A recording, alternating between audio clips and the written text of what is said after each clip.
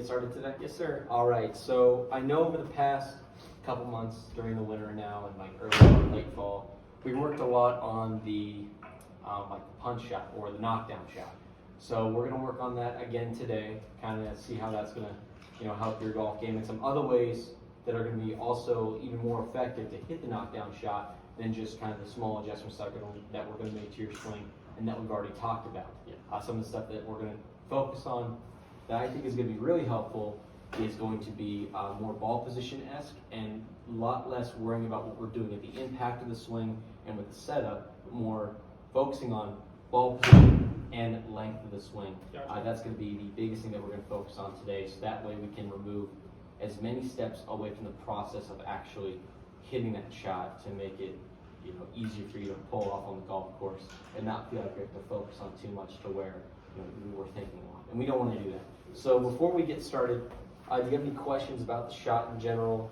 Do you have anything that you feel like you want to bring up before we get into it that would really help? That would kind of help the learning process. No, I don't think so.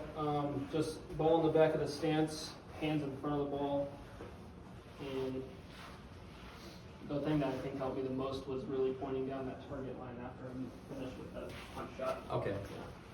So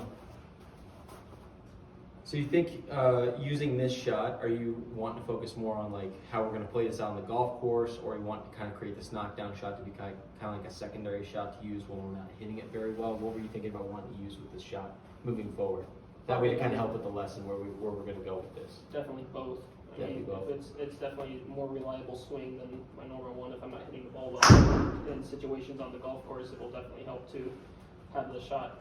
If I'm on a course with trees or if it's windy on that day, on any particular day I'm playing, so yeah, Okay. just both. Nice. And what's your typical ball flight right now? Like if you're going to hit a standard shot, like what's your typical ball flight looking like right now? Right now I'm hooking it a whole bunch. You're hooking in a whole Yeah. bunch. Okay.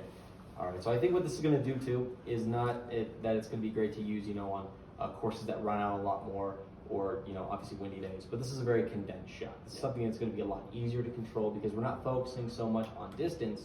We're focusing on the trajectory. We're focusing on more control here. Yeah. And when that happens, distance will come over time when we practice the shot more. So this will be something that I feel would be great to have in your back pocket as a player and moving forward as a ball striker, playing on the golf course. Yeah.